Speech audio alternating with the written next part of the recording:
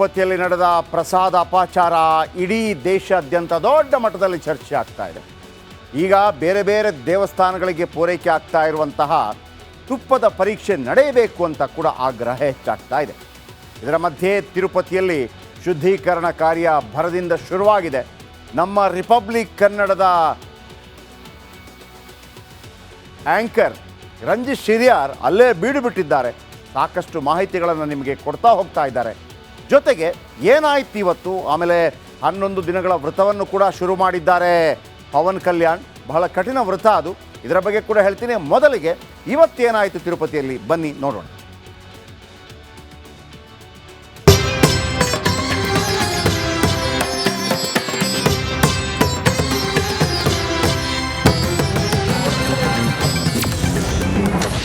ತಿರುಪತಿ ತಿಮ್ಮಪ್ಪನ ಕ್ಷೇತ್ರದಲ್ಲಿ ಮಹಾ ಅಪಚಾರ.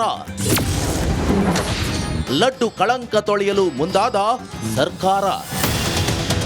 ತಿರುಪತಿ ತಿಮ್ಮಪ್ಪನ ಪ್ರಸಾದ ಲಡ್ಡು ತಯಾರಿಕೆ ವೇಳೆ ಪ್ರಾಣಿಗಳ ಕೊಬ್ಬು ಬಳಕೆ ಮಾಡಲಾಗುತ್ತಿತ್ತಂತೆ. ಯಾವಾಗ ವಿವಾದ ಭುಗಿಲೆದ್ದಿತ್ತು, ದೇಗುಲದಲ್ಲಿ ಶುದ್ಧೀಕರಣ ಕಾರ್ಯ ನಡೆದಿದೆ. ಕೋಟ್ಯಾಂತರ ಭಕ್ತರು ಸೇವಿಸಿದ್ದ ಲಡ್ಡು ಪ್ರಸಾದದಲ್ಲಿ ಪ್ರಾಣಿಗಳ ಕೊಬ್ಬು ಬೆರೆತಿತ್ತು. ಅದೇ ಕಾರಣಕ್ಕೆ ಬಾಲಾಜಿ ಸನ್ನಿಧಾನದಲ್ಲಿ ಶುದ್ಧೀಕರಣ ಹಾಗೂ ಹೋಮ ಹವನ ನಡೆಸಲಾಗಿದೆ.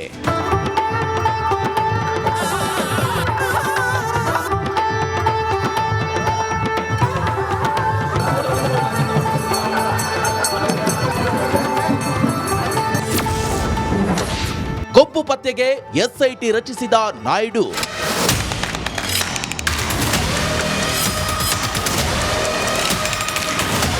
ಕಲಬೆರಕೆ ತುಪ್ಪದ ತನಿಖೆ ನಡೆಸಲು ಆಂಧ್ರ ಸಿಎಂ ಚಂದ್ರಬಾಬು ನಾಯ್ಡು ವಿಶೇಷ ತನಿಖಾ ತಂಡ ರಚಿಸಿದ್ದಾರೆ.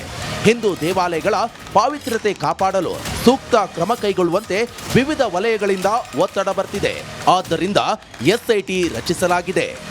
వెంకటేశ్వర స్వామి దగ్గర హిందూ సాంప్రదాయ ప్రకారం ఇంట్లో ఎవరైనా చనిపోతే 1 year వెళ్ళాం. అది అపచారం. మా తండ్రి చనిపోయాడు, నేను సీఎం గా ఉన్నా, వెళ్లేదు 1 year. నేను బ్రహ్మోత్సవానికి కూడా పోయినట్లేదు ఆ సంవత్సరం. దట్ ఈజ్ మై ఆచారం. కొడుకు చనిపోతే 12వ రోజు వస్తావా నువ్వు? అపవిత్రం కాదా? నీకు కాకపోవచ్చు, దేవునికి అది ఒక ఆచారం. మీరు ఎప్పుడు కూడా గుర్తుపెట్టుకోవాల్సింది, సోనియా గాంధీ వచ్చి అఫిడవిట్ ఇచ్చారు, నాకు దేవుని పైన నమ్మకం, దర్శనం చేసుకుంటానని. Abdul Kalam president of India ఒక అఫిడవిట్ ఇచ్చాడు, నేను వెంకటేశ్వర స్వామి పైన నమ్మకం ఉంటుంది, నేను దర్శనం చేసుకుంటాను. ಲಡ್ಡು ಪ್ರಸಾದದಲ್ಲಿ ಪ್ರಾಣಿಗಳ ಕೊಬ್ಬು ಬೆರೆಸ್ತಾ ಇರುವ ವಿಚಾರವನ್ನ ಬಹಿರಂಗಪಡಿಸಲು ಭಗವಂತನೇ ನನಗೆ ಪ್ರೇರಣೆ ನೀಡಿದ್ರು ಅಂತ ಚಂದ್ರಬಾಬು ನಾಯ್ಡು ಹೇಳಿದ್ದಾರೆ. News desk, Republic Kannada. Okay, Tirupati ತಿಮ್ಮಪ್ಪನ ವಿಚಾರವಾಗಿ, ಲಡ್ಡಿನ ವಿಚಾರವಾಗಿ 5 ಜನ ತುಪ್ಪ ಕೊಡೋರು ಇದ್ದಾರೆ. ಅದರಲ್ಲಿ 2020 ತನಕ ನಾವು ಕೊಡ್ತಾ ಇದ್ವಿ. ಕಳೆದ 50 ವರ್ಷಗಳಿಂದ ಒಂದೇ ಒಂದು ಚೂರು ತೊಂದರೆ ಆಗಲಿಲ್ಲ. ಈಗ ಮತ್ತೆ ನಮ್ಮ ನಂದಿನಿ ತುಪ್ಪವನ್ನೇ ಬಯಸ್ತಾ ಇದ್ದಾರೆ ಮತ್ತು ಬೇರೆಲ್ಲ ದೇವಸ್ಥಾನಗಳು ಕೂಡ ನಂದಿನಿ ತುಪ್ಪದ ಡಿಮಾಂಡೇ ಉಂಟಾಗಿದೆ, ತೊಂದರೆ ಉಂಟಾಗಿದೆ. ಆದರೆ ಇಲ್ಲಿ ನಾನು ಈಗಲೂ ಚಂದ್ರಬಾಬು ನಾಯ್ಡು ಅವರು ಆರೋಪ ಮಾಡಿದ ತಕ್ಷಣ ಒಬ್ಬ ಪತ್ರಕರ್ತನಾಗಿ ನಾನು ಹೇಳುವಂಥದ್ದು, ಇದು ಜಗನ್ ರೆಡ್ಡಿ ಕಾರಣದಿಂದಾಗಿ ಈ ಅಪಚಾರವಾಗಿದ್ದರೆ ಯಾವುದೇ ಕಾರಣಕ್ಕೂ ಕೂಡ ಜಗನ್ ರೆಡ್ಡಿಯನ್ನು ಕ್ಷಮಿಸುವುದಕ್ಕೆ ಸಾಧ್ಯವಿಲ್ಲ. ಆದರೆ ರಾಜಕೀಯ ಲಾಭಕ್ಕಾಗಿ ಇಂಥ ಆರೋಪ ಪ್ರತ್ಯಾರೋಪಗಳಾದರೆ ಯಾರನ್ನು ಕೂಡ ಕ್ಷಮಿಸುವಂಥದ್ದಾಗಬಾರ್ದು. ಭಗವಂತ ತಿಮ್ಮಪ್ಪ ಯಾರನ್ನು ಕ್ಷಮಿಸಬಾರ್ದು. ಯಾಕಂದರೆ ಜಗನ್ ರೆಡ್ಡಿ ಕೂಡ ಒಂದು ಮಾತನ್ನು ಹೇಳಿದರು ನೋಡಿ, 3 ವಿಧಾನ ಇದೆ ಅಲ್ಲಿ ಒಳಗೋಗೋದಕ್ಕೆ, ಅದು ಹೆಂಗಾಗಕ್ಕೆ ಸಾಧ್ಯ, ನನ್ನಿಂದಲ್ಲ ಇವರಿಂದ ಆಗಿದೆ ಅಂತ ಅವರೊಂದು ಆರೋಪವನ್ನು ಮಾಡ್ತಾರೆ. ಸೊ ಅವ್ರು ಕೋರ್ಟ್ ಕೂಡ ಹೋಗ್ತಾರೆ. ಸೊ ಹಾಗಾಗಿ ರಾಜಕೀಯ ಲಾಭಕ್ಕಾಗಿ ಆಗುವಂಥದ್ದು ಒಂದು ಕಡೆ. ಆದರೆ ಒಂದಂತೂ ಭಾಳ ಸ್ಪಷ್ಟ, ತಿರುಪತಿ ತಿಮ್ಮಪ್ಪನ ಲಡ್ಡು ಪ್ರಾಣಿಗಳ ಕೊಬ್ಬಿನ ಅಂಶದಿಂದ ಸೇರಿದ್ದರೆ ಅದನ್ನು ಯಾವುದೇ ಕಾರಣಕ್ಕೂ ಕೂಡ ಕ್ಷಮಿಸುವುದಕ್ಕೆ ಸಾಧ್ಯವಿಲ್ಲ. ಈ ನಡುವೆ ಆಂಧ್ರ ಪ್ರದೇಶದ ಉಪಮುಖ್ಯಮಂತ್ರಿ ಆಗಿರುವಂಥ ಪವನ್ ಕಲ್ಯಾಣ್ ಒಂದು ಪ್ರಾಯಶ್ಚಿತವನ್ನು ಮಾಡ್ತಾ ಇದ್ದಾರೆ. ಏನು, ಸಾಕ್ಷಾತ್ ತಿರುಪತಿ ತಿಮ್ಮಪ್ಪನಿಗೂ ಬಹಳ ಅಚ್ಚುಮೆಚ್ಚಾಗಿದೆ ಲಡ್ಡು. ನಾನು ಹೇಳಿದನಲ್ವಾ, ಅಲ್ಲಿ ನಿಮಗೆ ಬೇರೆ ಬೇರೆ ರೀತಿಯ ಪ್ರಸಾದಗಳನ್ನು ಕೊಡ್ತಾರೆ, ಆದರೆ ಲಡ್ಡು ತಿನ್ನದೇ ಇದ್ದರೆ ಅದು ತಿಮ್ಮಪ್ಪನ ಪ್ರಸಾದ ಆಗೋದಿಲ್ಲ. ಈಗ ನಮಗೆ ಸತ್ಯನಾರಾಯಣ ಪೂಜೆಯಲ್ಲಿ ವಡೆ, ಚಕ್ಕುಲಿ, ಜಿಲೇಬಿ, ಏನೇಡಿ ಸಪಾತ ಭಕ್ಷ್ಯ ಅಂತ ಕೊಡ್ತಾರಲ್ಲ, ಸಪಾತ ಭಕ್ಷ್ಯ ತಿನ್ನದೇ ನಮಗೆ ಸಮಾಧಾನ ಆಗೋದಿಲ್ಲ. ಹಾಗೆಯೇ ಗಣಹೋಮ, ಗಣಪತಿಯ ಗಣಹೋಮದಲ್ಲಿ ಆ ಅವಲಕ್ಕಿಯಲ್ಲಿ ಆ ಎಳ್ಳು ಆಮೇಲೆ ಆ ಒಂದು ಕಬ್ಬಿನ ತುಂಡು ಸಿಗದೇ ಇದ್ದರೆ ನಮಗೆ ಗಣಹೋಮದ ಪ್ರಸಾದ ತಿಂದಂಗೆ ಆಗೋದಿಲ್ಲ.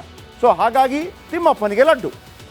ಇನ್ನು ತಿರುಪತಿ ತಿಮ್ಮಪ್ಪನ ಪ್ರಸಾದಕ್ಕೆ ಪ್ರಾಣಿ ಕೊಬ್ಬು ಬೆರಕೆಯಾಗಿದೆ, ಬಳಕೆಯಾಗಿದೆ ಅನ್ನೋಂಥ ಆರೋಪ ಏನಿದೆ. ಕೊಬ್ಬಿನಿಂದ ಕೋಟ್ಯಾಂತರ ಭಕ್ತರ ನಂಬಿಕೆಗೆ ಘಾಸಿಯಾಗಿದೆ. ಇದೀಗ ಆಗಮಶಾಸ್ತ್ರ ಪಂಡಿತರ ಮೊರೆ ಹೋಗಿದೆಯಂತೆ TTD. ಬೇರೆ ಬೇರೆ ಪರಿಹಾರಗಳಿರುತ್ತೆ. ಪರಿಹಾರಗಳಿಂದ ತಿಮ್ಮಪ್ಪನನ್ನು ಪ್ರಸನ್ನಗೊಳಿಸಲು ಸಿದ್ಧತೆಗಳಾಗ್ತಾ ಇದೆ. ತಿಮ್ಮಪ್ಪನ ಸನ್ನಿಧಿ ಶುದ್ಧೀಕರಣಕ್ಕೆ 3 ದಿನ ಬೇಕಾಗತ್ತೆ. ತಿಮ್ಮಪ್ಪನ ಜೀವಕಳೆಯನ್ನೇ ಕಳಶಕ್ಕೆ ತುಂಬಬೇಕಿದೆಯಂತೆ. ಈ ನಡುವೆ ಪ್ರಾಯಶ್ಚಿತಕ್ಕಾಗಿ 11 ದಿನದ ದೀಕ್ಷೆ ತೊಟ್ಟಿದ್ದಾರೆ DCM ಪವನ್ ಕಲ್ಯಾಣ್. ಅವರು ನಂಬೂರಿನ ದಶಾವತಾರ ವೆಂಕಟೇಶ್ವರ ದೇಗುಲಕ್ಕೆ ಭೇಟಿ ಕೊಟ್ಟು ಪ್ರಾಯಶ್ಚಿತ ದೀಕ್ಷೆಯಾಗಿ ಗೋವಿಂದ ದೀಕ್ಷೆಯನ್ನು ತೊಟ್ಟಿದ್ದಾರೆ. ಈಗ ನಾವು ಅಯ್ಯಪ್ಪ ದೀಕ್ಷೆ ಅಥವಾ ಹನುಮಾನ್ ದೀಕ್ಷೆ ಇದೆಲ್ಲ ಮಾಡ್ತೀವಲ್ವ. ಅಯ್ಯಪ್ಪನಲ್ಲಿಗೆ ಹೋಗುವಾಗ 48 ದಿವಸಗಳ ವ್ರತಾಚರಣೆ ಮಾಡ್ತೀವಿ. ಆಮೇಲೆ ಬಾಬಾ ಬುಡನಗಿರಿಯಲ್ಲಿ ವ್ರತಾಚರಣೆ ಮಾಡ್ತಾರೆ ಹಿಂದೂಗಳು. ಹಾಗೇನೇ ಇದು ವೆಂಕಟೇಶ್ವರ ದೀಕ್ಷೆ. ಕಷಾಯ ವಸ್ತ್ರದ ಮಾಲೆ ಧರಿಸಿದ ಪವನ್ ಕಲ್ಯಾಣ್ ಕಟ್ಟುನಿಟ್ಟಿನ ಉಪವಾಸ ವ್ರತವನ್ನು ಮಾಡಲಿದ್ದಾರೆ. ಅಯ್ಯಪ್ಪನ ಮಾಲೆಯಂತೆ ಕಟ್ಟುನಿಟ್ಟಿನ ನಿಯಮ ಇರುತ್ತೆ. ನಿಯಮ ಪಾಲಿಸಿದರೆ ಗೋವಿಂದನ ಕೃಪೆಗೆ ಪಾತ್ರವಾಗಬಹುದಂತೆ. ಬ್ರಾಹ್ಮಿ ಮುಹೂರ್ತದಲ್ಲಿ ಎದ್ದು ತಣ್ಣೀರಿನ ಸ್ನಾನ ಮಾಡಬೇಕು. ಕಡ್ಡಾಯವಾಗಿ ತುಳಸಿ ಮಾಲೆಯನ್ನು ಧರಿಸಲೇಬೇಕು. ಸದಾ ಗೋವಿಂದ ನಾಮಸ್ಮರಣೆಯನ್ನು ಮಾಡ್ತಾ ಇರಬೇಕು. ಸಂಸಾರಿಯಾಗಿದ್ದರೆ ಮನೆಯಿಂದ ದೂರವಿರಬೇಕು. ಕಟ್ಟುನಿಟ್ಟಿನ ಬ್ರಹ್ಮಚರ್ಯ ಪಾಲಿಸಬೇಕು. 1 ಹೊತ್ತಿನ ಊಟವನ್ನಷ್ಟು ಮಾತ್ರ ಸೇವಿಸಬೇಕು. 11 ದಿನ, 22 ದಿನ ಅಥವಾ 40 ದಿನ ಈ ದೀಕ್ಷೆ ಆಚರಿಸ್ತಾರೆ. ಇದೇ ವ್ರತವನ್ನು ಇದೀಗ ಪವನ್ ಕಲ್ಯಾಣ್ ಪಾಲಿಸ್ತಾ ಇದ್ದಾರೆ. ಇದರ ಜೊತೆಗೆ ಪವನ್ ಕಲ್ಯಾಣ್ ಮಾತಾಡಿದ್ದಾರೆ ಕೂಡ, ಕೇಳಿಸ್ಕೊಳ್ಳಿ. కానీ దేశంలో కోట్లాది మంది హిందువులు అపవిత్రమైతే, ఈ ప్రసాదం అపవిత్రమైతే ఒక్కరు కూడా మాట్లాడకూడదు. ఇది సెక్యులర్ వ్యవస్థకు విఘాతం అంటే హిందువులకి మనోభావాలు ఉండవా? ఇది ఒక్కరు నిందించట్లా. అసలు మీరు ప్రస్తావన చేయకూడదు, ఇది తప్పు, ఇది మాట్లాడకూడదంటే ఎట్లా? ఇదే వేరే మతానికి మీరు అన్వయిస్తారా? నేను అన్ని మతాలని సమానంగా గౌరవించేవాడిని. ఇస్లాంని గౌరవించేవాడిని, క్రిస్టియానిటీని గౌరవించేవాళ్ళం మేమందరం. సనాతన ధర్మం అని మొత్తుకుంటున్నాం. దేనికి సనాతన ధర్మం అంటే? సనాతన ధర్మానికి ఒకరు ప్రారంభించింది కాదు. ఇది ఒక వ్యక్తి ఒక కూర్చోబెట్టి ఒకరు స్టార్ట్ చేసింది కాదు. ఇది కొన్ని వేలాది సంవత్సరాలుగా అన్ని మతాలని, అన్ని విశ్వాసాలని అలింగనం చేసుకున్న నేల ఇది. ನೋಡಿ, ಪವನ್ ಕಲ್ಯಾಣ್ ಹೇಳುವಂಥದ್ದು, ಭಾರತದಲ್ಲಿ ಸನಾತನ ಧರ್ಮಕ್ಕೆ ಅಪಚಾರಗಳಾದಾಗ ಯಾಕೆ ಪ್ರಶ್ನೆ ಎತ್ತಬಾರ್ದು ಅಂಥೇಳಿ. ನಮ್ಮ ಡ್ಯಾಶ್ ಬುದ್ಧಿಜೀವಿಗಳಿಗೆ ಕೆಲವು ಅಭ್ಯಾಸ ಇರುತ್ತೆ. ಹಿಂದೂ ಧರ್ಮದ ಬಗ್ಗೆ ಮಾತಾಡಿದ ತಕ್ಷಣ ಅದು ಸರಿ ಇಲ್ಲ, ಮೂಢನಂಬಿಕೆ, ಮತ್ತೊಂದು ಅಂತೇಳಿ. ನೋಡಿ, ಇಸ್ರೇಲ್ ಗಲಾಟೆ ಇದೆಯಲ್ಲ, ಇಸ್ರೇಲ್ ಗಲಾಟೆ ಯಾವ ಕಾರಣಕ್ಕಾಗಿ ಅಲ್ಲಿ ಆ ಬೆತ್ಲೆಹೇಮಲ್ಲಿ ಗಲಾಟೆ ಆಗೋದು? ಆ ಸ್ಥಳ ನಮ್ಮದು ಅಂತ ಯಹೂದಿಗಳು, ನಮ್ಮದು ಅಂತ ಮುಸ್ಲಿಮರು, ನಮ್ಮದು ಅಂತ ಕ್ರಿಶ್ಚಿಯನ್ನರು ಗಲಾಟೆ ಮಾಡ್ತಾ ಇದ್ದಾರೆ ಎಷ್ಟು ವರ್ಷಗಳಿಂದ. ಅದರ ಬಗ್ಗೆ ಬಿಡ್ರಪ್ಪ, ಅದನ್ನೆಲ್ಲ ಯಾಕೆ ಮಾತಾಡ್ತೀರಿ? ಅದನ್ನೆಲ್ಲ ಈಗ ನಾವು ಹೇಳ್ತೀವಲ್ಲ, ಮಂದಿರ ಮಸೀದಿಗಳನ್ನೆಲ್ಲ ಏನು ನೆಲಸಮ ಮಾಡಿಬಿಟ್ಟು ಎಲ್ಲ ಅದನ್ನು ಯಾರೂ ಹೇಳಲ್ಲ. ಅಲ್ಲಿರೋದು ಯಾರು ಹೇಳಲ್ಲ, ದಮ್ಮೇ ಇಲ್ಲ ಯಾರು ಕೂಡ. ಹಿಂದೂ ಧರ್ಮದಲ್ಲಿ ಏನಿದೆ ಅಂತಂದರೆ, ಹಿಂದೂ ಧರ್ಮದಲ್ಲಿ ಕಟ್ಟುನಿಟ್ಟು ಅನ್ನೋದಿರೋದಿಲ್ಲ. ಕಟ್ಟುನಿಟ್ಟು ಅಂದರೆ ನೋಡಪ್ಪ, ಇದು ನಮ್ಮ ಪಾಲಿಸಿ, ಇದನ್ನು ನೀನು ಪಾಲಿಸಿದರೆ ಮಾತ್ರ ನೀನು ಹಿಂದೂ, ಹಂಗಿಲ್ಲ. ಪಾಲಿಸಿಲ್ವಾ ತಲೆ ಕಡಿತೀವಿ, ಹಂಗಿಲ್ಲ. ಹಿಂದೂ ಧರ್ಮದಲ್ಲಿ ಇರೋದು, ಸನಾತನ ಧರ್ಮದಲ್ಲಿರೋದು ಪ್ರತಿಯೊಂದನ್ನು ಕೂಡ ಪ್ರಶ್ನೆ ಮಾಡು, ಪ್ರತಿಯೊಂದನ್ನು ಪ್ರಶ್ನೆ ಮಾಡು. ಅದು ಯಾಕೀಗೆ ಎಲ್ಲದಕ್ಕೂ ಅವಕಾಶ. ಹಾಗಾಗಿ ನಮ್ಮಲ್ಲಿ ಬೇರೆ ಬೇರೆ ಶಾಖೆಗಳು ಉಂಟಾಗತ್ತೆ. ಗಾಣಪತ್ಯ, ವೈಷ್ಣವ, ಆಮೇಲೆ ಶಾಕ್ತ್ಯ, ಶೈವ, ಎಲ್ಲ ರೀತಿಯಲ್ಲೂ ಕೂಡ ನಿನಗೆ ಯಾವ ರೀತಿಯಲ್ಲಿ ಅನುಕೂಲ ಅಂತ ಅನಿಸುತ್ತೆ, ನಿನಗೆ ಯಾವ ರೀತಿಯಲ್ಲಿ ಬೆಸ್ಟ್ ಅನಿಸುತ್ತೆ, ಆ ರೀತಿಯಲ್ಲಿ ದೇವರನ್ನು ಆರಾಧನೆ ಮಾಡ್ಕೊಳ್ಳಪ್ಪ. ನೀನು ಯಾವ ರೀತಿಯಲ್ಲಿ ನಿನಗೆ ಅನಿಸುತ್ತೆ, ಏನು ಅನಿಸ ನನಗೆ ಯಾವ ದೇವರು, ಏನು ನಿರಾಕಾರ ಬ್ರಹ್ಮ, ಡೈರೆಕ್ಟಾಗಿ ಮೇಲೆ ನೋಡು ಅಂತ. ಆಯಿತಾ? ವಿಗ್ರಹ ಪೂಜೆ ಬೇಡ, ಬೇಡ. ಇಲ್ಲ ನಾನು ಮರವನ್ನು ಮಾತ್ರ ಮಾಡ್ಕೊ, ಇಲ್ಲ ನಾನು ಸೂರ್ಯಚಂದ್ರ ಮಾಡ್ಕೊ, ಇಲ್ಲ ನನ್ನ ತಂದೆ ತಾಯಿಗಳನ್ನು ಓಕೆ. ಬೇರೆ ಧರ್ಮದಲ್ಲಿ ಆ ಒಂದು ಪ್ರಜಾಪ್ರಭುತ್ವ ಅವಕಾಶನೇ ಇಲ್ಲ. ಎಲ್ಲ ಕಡಗದ ಅಲಗೆಲೇ ಹಿಂಗೆ ಕೇಳಬೇಕಷ್ಟೇ. ಇಲ್ಲಾಂತಂದರೆ ನೆಕ್ಸ್ಟು ಏನು ಸಾಯೋ ಹೊತ್ತಲ್ಲಿ ಅವಕಾಶ ಕೊಡೋದಿಲ್ಲ, ಮಸೀದಿಯಲ್ಲೂ ಕೊಡೋದಿಲ್ಲ ಅಥವಾ ಚರ್ಚಲ್ಲೂ ಕೊಡೋದಿಲ್ಲ ಅಂತೇಳಿ. ಹಿಂದೂ ಧರ್ಮದಲ್ಲಿ ಅಂತ ಪ್ರಾಬ್ಲಮೇ ಇಲ್ಲ.